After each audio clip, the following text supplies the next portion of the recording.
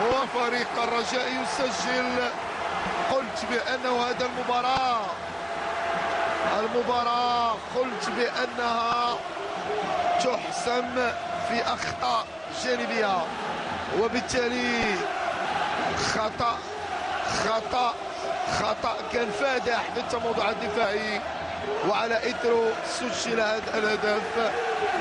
هدف يمكن احتسابه للاعب محمد يعقوب الذي سجل الهدف بعد ما كان خطأ في التموضع الدفاعي. قلت بأن هذه المباراة إذا كان خطأ بسيط فأنه هذا هو الطريقة اللي يمكن غنشاهدوا بها الهدف.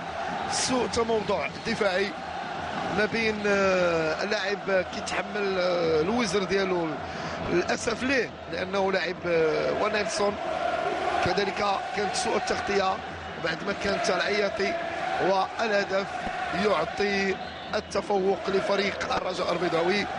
فهدف مثل هذه الظروف وفي مثل هذه المعطيات فيمكن نعتبروه بانه اكثر من جيد.